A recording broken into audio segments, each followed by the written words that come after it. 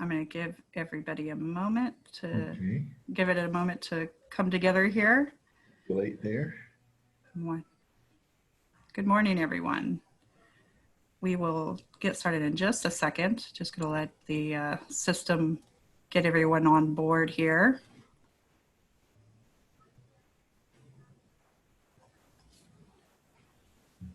All right. Good morning and welcome. My name is Hana Vizcarra, and I am the Vice President of the Women's Council on Energy and the Environment. And in my day job, I am also an attorney with Harvard Law's Environmental and Energy Law program. For those of you who are not familiar with WCEE, it is a forward-looking, nonpartisan, policy-neutral organization focusing on women, energy, and the environment.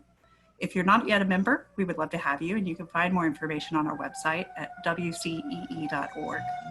I'd also like to thank our co-sponsors for this event. Many of you likely found it through them. The DC Bar Environment, Energy, and Natural Resources Community, the Energy Bar Association, Environmental Law Institute, the Women's Bar Association of DC, Energy and Environmental Law Forum, and Women in Government Relations. Just a little bit of housekeeping here.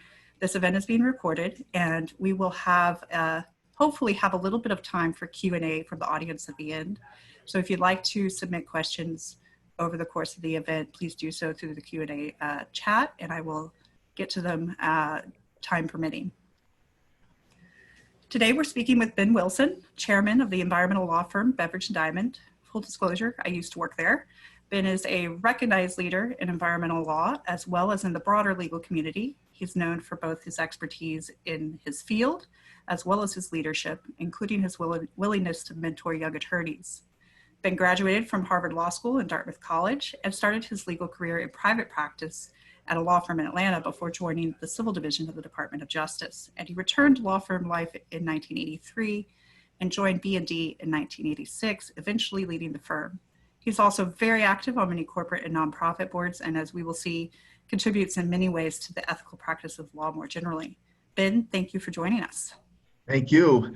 Pleasure to be with you, Hana. Great to see you, and I love our guitar back there. Thank you. It's nice to be able to reconnect. Let's start with the origins of your career here. When you graduated from Harvard, you began at a firm in Atlanta, and you were working on tax and litigation matters, I believe. What was your path from tax to environmental litigation and ultimately leading one of the more recognized environmental law firms in the country? Well, thank you for the question. It's a very rocky path, actually. Tax was the last thing I really wanted to do. Uh-oh.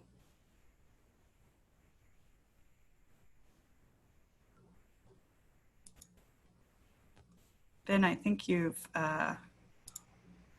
Oh, can you hear me? I'm Oh, sorry. you're back. You're back. I'm sorry. Okay. We had a little bit of a frozen issue here.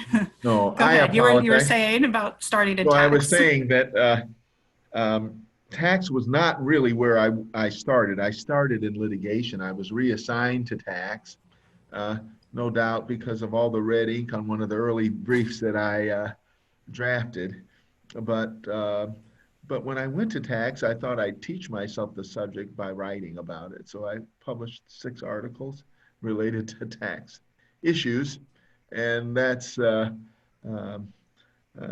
I taught myself. But the truth is, I really wanted to litigate, and I wanted to learn how to do that. Like some of you, perhaps, when I left law school, I had a good resume, but I couldn't do anything, Hannah.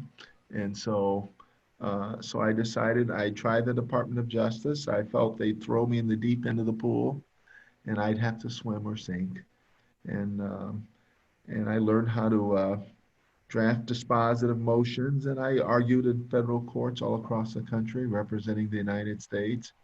And so I felt like the musician who could play the guitar without the music, the player who could dribble the ball with her head up. I wanted to be accomplished in that sense and comfortable in that sense. And and the department offered me that opportunity. When I was in law school, they didn't even teach environmental law. There was a course called administrative law, and And the course that was the case that involved environmental issues was Overton Park, which involved the construction of Interstate 40, which went from North Carolina to California, and Overton Park was in Memphis, Tennessee. So, so suffice it to say, it was a long and winding road, but I'm very grateful uh, that I was afforded these opportunities. Well, environmental law certainly is a broad area of law that, one of the things I love about it is that you get to practice all different kinds of law. So, there's a lot of great litigation work to be done there, and eventually you sort of found your way from the DOJ into private practice and into environmental law, and we're glad you did. Thank you.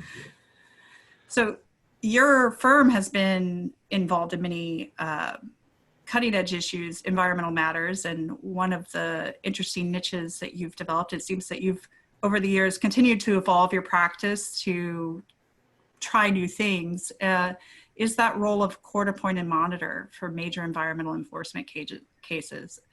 I think you just finished a 5-year term as the court-appointed monitor for Duke Energy coal ash cleanup and are also a monitor for the Volkswagen emissions settlement. Many people may not be very familiar with this type of work. It's more commonly thinking of environmental lawyers as representing clients in litigation or counseling them on regulatory and compliance issues.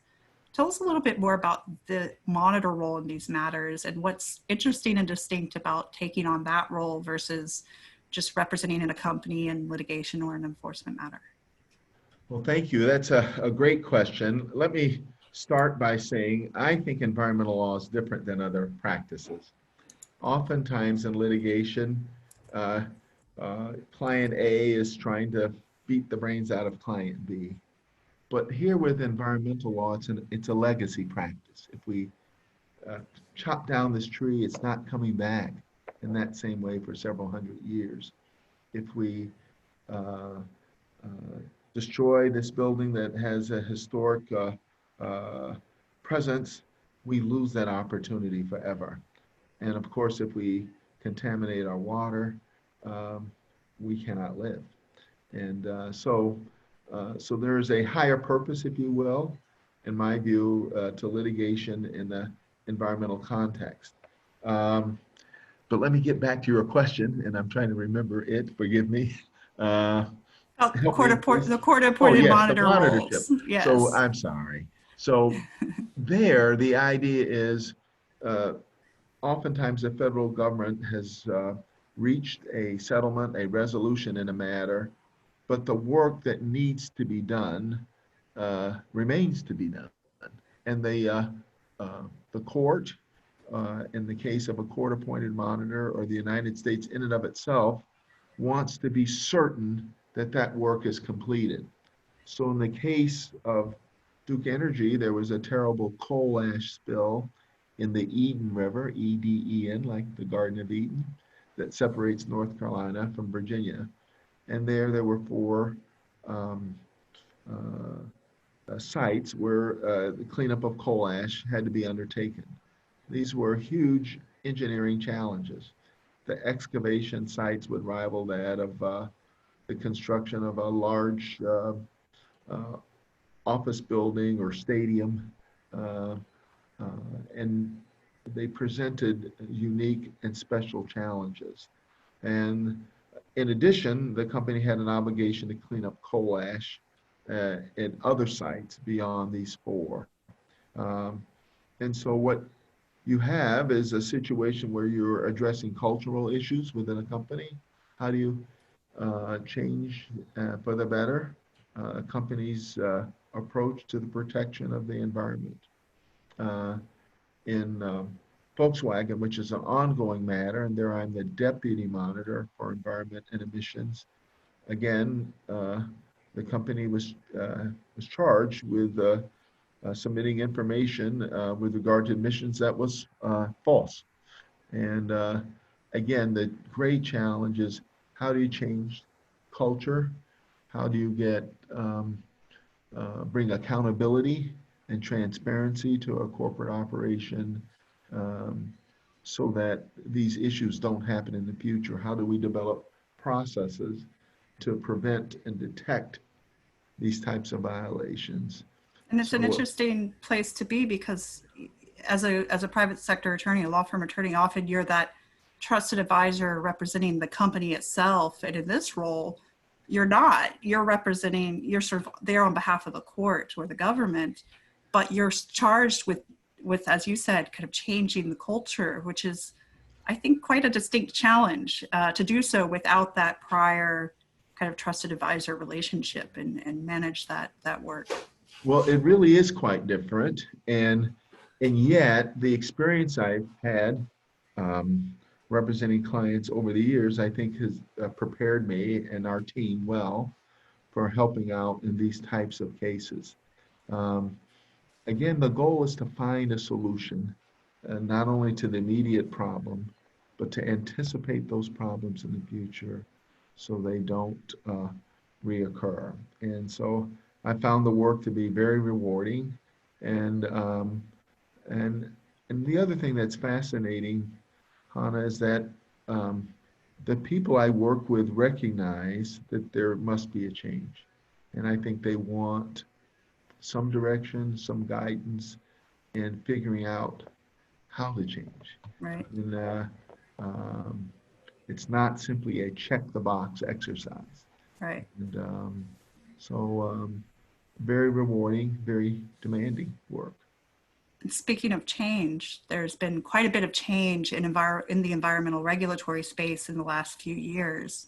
Uh, how has that evolving landscape impacted the day-to-day work of your attorneys at your firm? Well, it is different. In some sense, uh, enforcement is not perhaps as aggressive as it has been in the past. And, uh, and for some of my clients, that can be a short-term advantage in terms of going forward with projects that are important to them.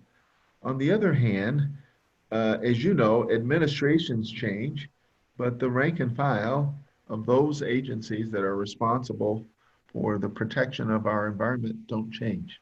Uh, so the people at EPA or the Department of the Interior or the Department of Agriculture or at NOAA or at the Army Corps of Engineers and other agencies that FERC, that impact energy and the environment, they've not left. There are ongoing matters, ongoing issues that remain. I would also hasten to add, as those who are with us today know at least as well as I, much of what happens with respect to environment and energy happens on the state level Mm-hmm. and even on the local level. So uh, uh, one cannot simply assume that because a federal agency has um, approved a project, that a state agency will not intervene and intervene aggressively. Right. So, there's, fortunately, for those in the environmental practice, there's plenty of work to do and many challenges remain. Of course. Let's talk a bit about your board service. You were recently appointed to the PG&E board, and that's only one of a number of boards that you serve on. You're also on the board of the Northwestern Mutual Life Insurance Company, the the Leadership Council on Legal Diversity. You're chair of the Environmental Law Institute, among many other roles with bar associations, conservation and civil rights organization, and other organizations and other nonprofits. So you certainly have no shortage of opportunities at this stage in your career to serve. How do you decide what board roles you want to take on? It's a great question. I think uh, for me, I'm very much aware that I do not have an unlimited lifespan. And the older we get, the more we realize we don't have time to waste. And so I'm interested in being in working with groups that are hoping to make a significant difference. So in the case of Pacific Gas and Electric, I think it's well known they've had issues with wildfires. There have been tragic deaths as a result of those wildfires. Uh, there are a myriad other service and other issues that exist. And so attraction, if that's the appropriate word for me, my interest is derived from the fact that I would have a chance to work with others collaboratively to help restore trust in what was once an iconic brand, an iconic company. And I like to look at some of the work I've had the privilege of uh, doing with others as a monitor in that same vein. Um, so that's how I see the opportunity with Pacific Gas and Electric. There are issues related to electrification, right? Mhm. California wants 5 million electric vehicles. Uh, One of the aspects of the Volkswagen settlement was the allocation of money to build charging stations in states across the country, including California. Um, and so my experience, for example, with the Volkswagen monitorship, I think informs my thinking about some of the issues that PG&E will face, and certainly the Duke, another major utility. That experience is also helpful. For ELI, uh, their purpose and goal is to bring the rule of law to environmental issues domestically and around the world.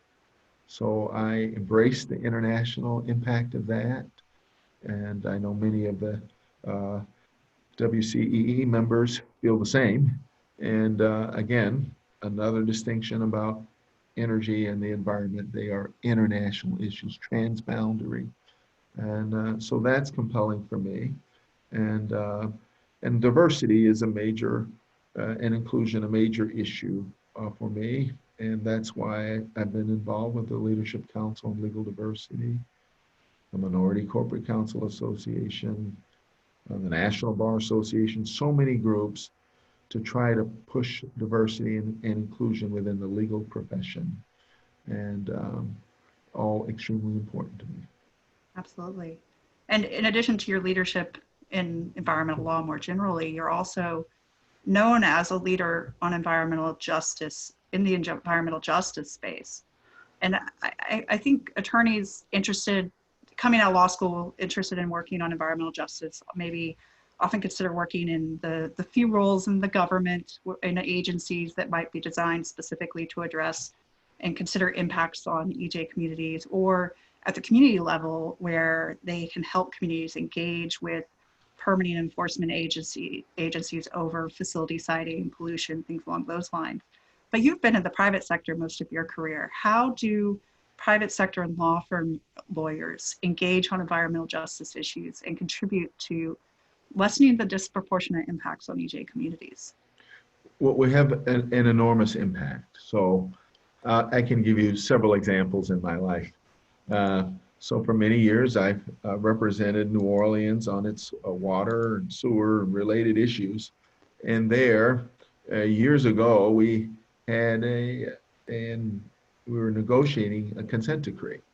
And one of the things that we did was we developed a supplemental environmental project, a SEP, for which uh, the city received credit for. And it involved the cleanup of an old beach from the days of segregation. There was, the white beach was Pontchartrain Beach and the black beach was Lincoln Beach.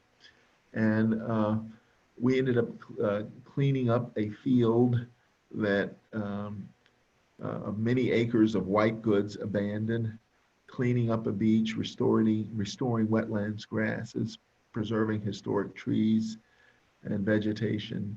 And this was a great thing for a community. This was in the Ninth Ward in New Orleans.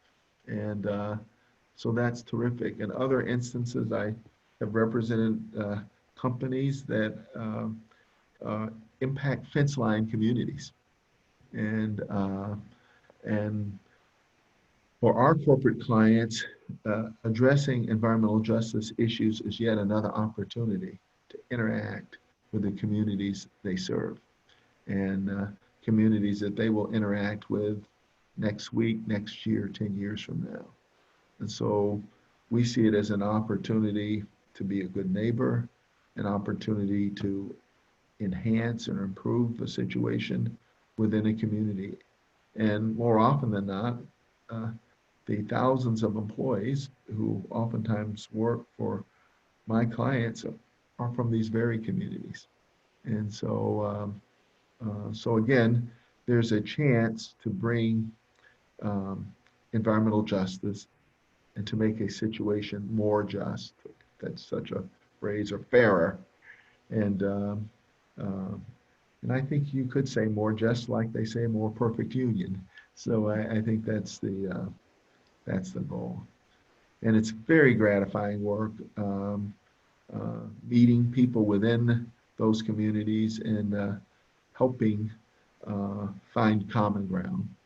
And so Great. I would encourage people who are interested in EJ issues to think about the private sector, because um, our clients can do something about what the challenges. They can address those challenges.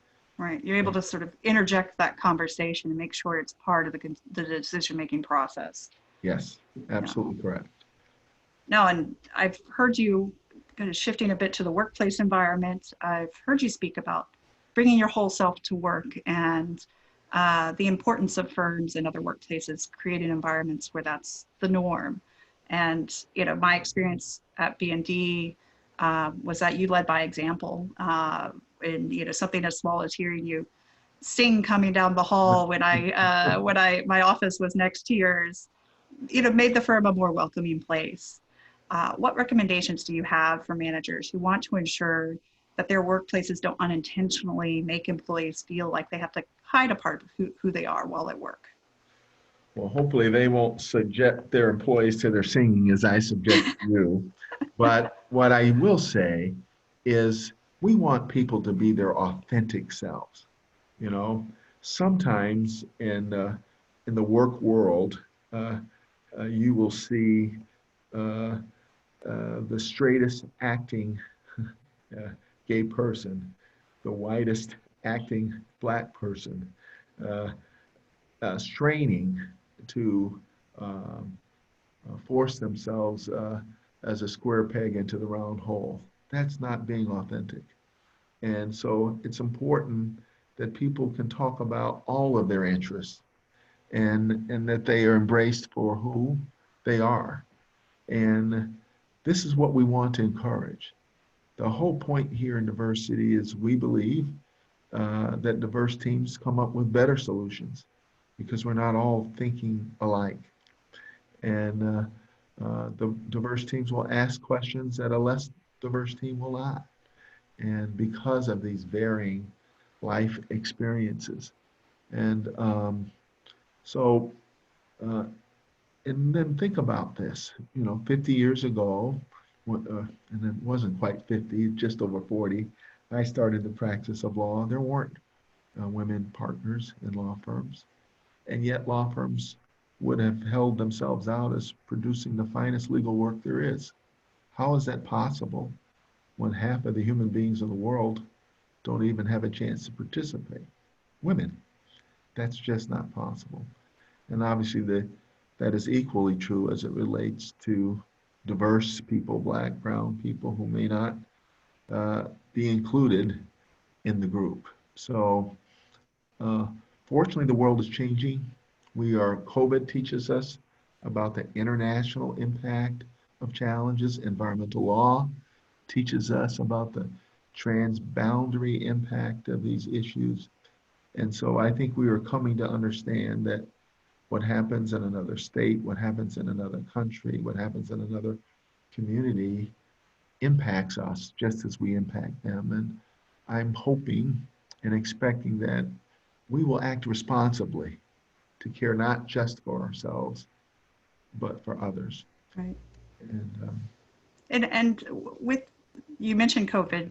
Um, this is certainly an unusual time right now in the world with this seemingly that's this world is seemingly bent by the will of nature at the moment with the coronavirus pandemic, and it's caused a pretty tremendous shift in how we work and live. There's many associated challenges that come with that, whether it's people having their kids at home and not having not schools not being in session, or dealing with illnesses in the family, or any number of the associated challenges that have come with this rapid shift. How have you as a manager at B&D and the rest of the law firm management team approached balancing the continued need to serve your clients with the need to support and your employees and adjusting to this new environment? Uh, what I would tell you is that we are working continuously at adjusting to the situation. So we have many young parents among our staff and our attorneys at our firm who are having to educate children from home, who are having to provide childcare. And so we have to recognize that uh, this is not simply a situation where a person will start work at 8:30 and finish at 5:30 or 6. Uh, that their opportunity to work will vary and be staggered based upon the home situation. But I really should recognize our current managing partner, Kathy Smichkova. She's a second woman managing partner of our law firm, and she's done a terrific job leading us. We meet regularly um, with attorneys and staff, sometimes in small meetings, sometimes in larger meetings, to inform people of what's going on. People want to know about the economic well-being of our firm. They want to know about the work that others are doing and the opportunities for others. Um, they want to know what are our plans for returning. When will we return? Hard things to answer when they're in such an uncertain environment. Yes, but communication is everything. Mhm. And to Kathy's credit and that of others who lead our firm, um, we are doing well with that. But we must be vigilant. This is not something that we can simply say, "Oh, we've got it down, we've mastered it." There remain um, a number of issues that are clearly important, and so that's what I think. I'm going to ask you one more question, hopefully quickly, and then shift to, we have had a couple of questions come through that I'm going to try to address. So beyond your service on boards, if anyone that's read your full bio, or even anyone listening to this conversation right now is aware that you take on many additional responsibilities outside your legal practice. And something that I did see when I was at B&D was that you commit much more of your time to others than is really even reflected in your bio. Uh, I've never known you to turn away a law student or a young lawyer seeking career advice or help, or whether they're working in environmental law or not. And you teach environmental law at Howard University. How do you make time for so many people who ask for your help and advice, or even to participate in events like this? You very quickly told me yes when I invited you to do this, while still effectively managing your practice, continue to help manage the law firm, and handling all your other professional responsibilities that you've taken on with boards and elsewhere. If I could say this, Hana, I want to encourage agents of change. You're an agent of change. WCEE an agent of change. It was an agent of change when it started 39 years ago to ensure that the voice of women was heard when it comes to energy and environmental issues. I think we need that voice now more than ever. So uh, when you call, then this is something I'm interested in because I know the world will be different because of what you're doing.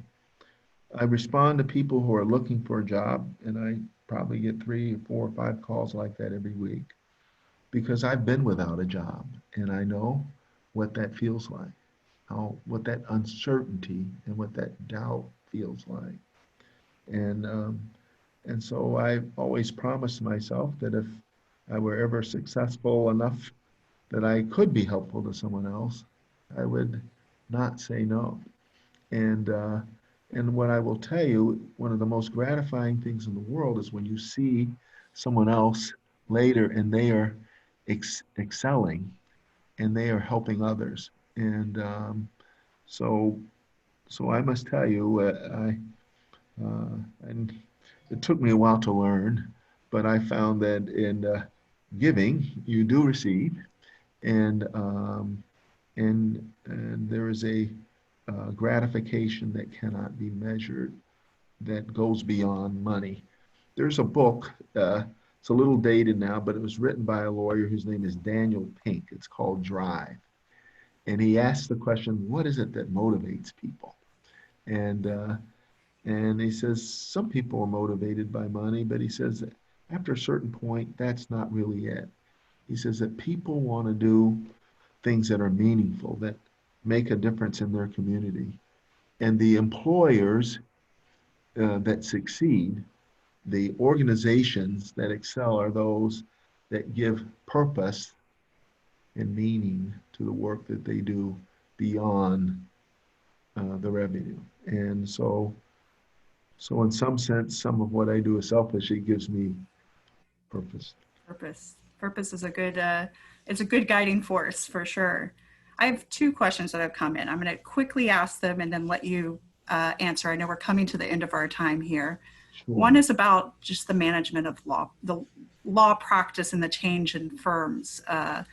This may not, it's a bit more about the practice in general than your particular firm. Many law firms are becoming large international institutions. How does that impact the management of firms and the practice of law? Now, B&D is still a mid-sized US-based firm, but you're competing with those institutions. And I wonder if you have any comments on that. Well, I think what happens, of course, is the larger an organization becomes, and the more time zones it is in, the more challenging and the more important communication becomes. So that means having frequent meetings, frequent updates. It means bringing offices and people from different offices together. It means um, looking to have teams who may include members, say, from a Beijing office or a London office or a New York office or a Los Angeles office. And, uh, and I think in that sense, a large firm can have great advantages. Um, uh, and really what has happened, and we've seen this, is that many firms feel they have to be a certain size to compete. Uh, Hopefully I'll make your audience smile. My wife reassures me that size does not matter. And, uh, and so what I will tell you is that for a smaller or medium-sized firm like ours, we have to work collaboratively in order to compete. And not simply as against another law firm, but the very able in-house counsel. And she or he may have been with our firm before, uh, certainly went to the same colleges and law schools that we did, and very talented. So the question is, what can we bring that they cannot do themselves? And what can we add? What is our value add over and above our knowledge of the law?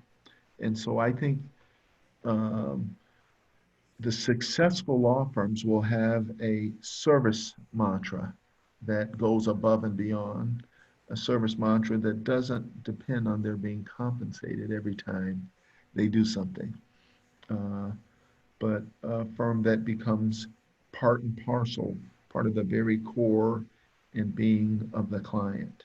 And so much so that it's almost imperceptible who is the client attorney and who is the outside counsel. They are a team. So that's what I think will happen. And ultimately, it's about people. People are our most important product. And technology will influence the practice of law in the future, for sure. And but our clients will always rely and need our good judgment. And I apologize for my phone ringing in the back. But This is that's the work really, from home environment we're in it these is a work days. from home Yes. environment. And I thank others who are with us today. Hopefully they are smiling at that familiar Yes. tone. Yes. Well, we're coming to the end of our time. You mentioned purpose. We've talked about environmental justice. We did get one final question, which was asking about what individuals can do to fight against environmental racism. I wonder if you have a comment on that. That's a little outside the practice of law specifically, and your experience, but because you are so involved with some of these issues, I wonder if you can give us a couple of parting words on that. Well, I can, and I actually spoke about this for about an hour yesterday to the American Association of Legal Administrators. And these are the people who run law firms across the country. And they asked me to talk about the police brutality issues and other issues that are happening in the world. I don't think it's enough to be neutral, non-racial. I think you have to be uh, anti-racist, if you will. Um, there's a beautiful church in Washington, D.C. It sits across from the Carnegie Library and catty corner to our convention center. And I sometimes, on a rare day when I have a chance to go out and walk, I will pass it. And across the top, it used to say Methodist Episcopal Church South. And in 1844 in Louisville, Kentucky, the Methodist Episcopal Church divided on slavery. Methodist Episcopal Church South was pro-slavery. And generally that same church in the North was not pro-slavery. But if you want to change something, and we need change now, you have to be anti-racist. You have to act and not simply make a good speech, but act. And that's what our firms, that's what our companies, that's what we individually must do. It will inevitably lead at times to friction, Hana. I'm confident if we talk long enough, I'll say something that offends you, and perhaps you may say something that offends me. What I hope is that we get beyond that. And not only are we able to have the conversation we need, but we can agree upon specific things we can do. So in this instance, what do I mean? Well, these decisions that are made about special immunity, for example, for police officers, they are made in state legislatures. You don't have to be a lawyer to lobby. Individuals can lobby their state legislature and they can say, we don't want these special rules. That there shouldn't be a special rule because you wear blue. And I think that people want accountability, right? That is, if someone misbehaves and it appears to be racially motivated, that they are held accountable. And that is transparent. I think people want those with the power to exercise their discretion to do the right thing. What do I mean? Take the police officer who had his knee on the neck of George Floyd. Um, um, at first, the prosecutor said that they would prosecute him third-degree manslaughter. And it was not clear they were going to prosecute the other former police officers. Minnesota switched prosecutors, and the new prosecutor, Keith Ellison, says, no, the charge will be second-degree murder, and he's choosing to aggressively prosecute the other officers. If you're anti racist, it seems to me that you want federal, state, and local prosecutors to exercise their discretion to ensure that acts of police brutality are not ignored, that offending officers are held accountable, and that accountability is transparent for the world to see. If we cannot have the change we want unless we are willing to fight for that change. So that didn't directly answer the question about environmental racism, but I did want to talk about an issue that we have all observed and the necessity now to make a change. I hope this is helpful. And I just want to thank WCEE for having me today. I want to thank you, Hana, for our friendship.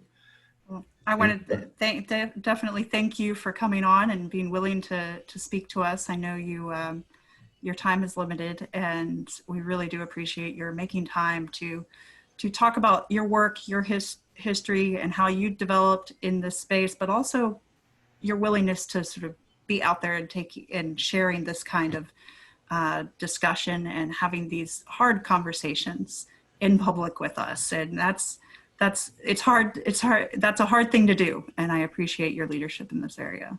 May I say just one final thing? Absolutely. Thank you for those very generous words. But I think it's really, if there's any lesson I could offer, it's about the pronouns we use. To the extent there's any good that I've been a part of, it's been something I've done with others. It's we, us, and our, not I, me, and my.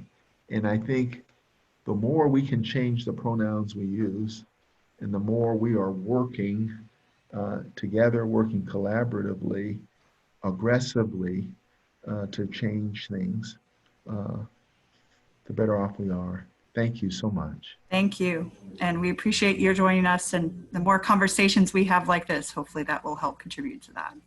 So I want to thank everyone for joining us, and remind you to look at WCEE.org for future events, and you can also find us on LinkedIn and elsewhere. Thank you, Ben Wilson, and thank you for everyone for sitting in on this conversation. Have a great rest of your day. Much appreciated.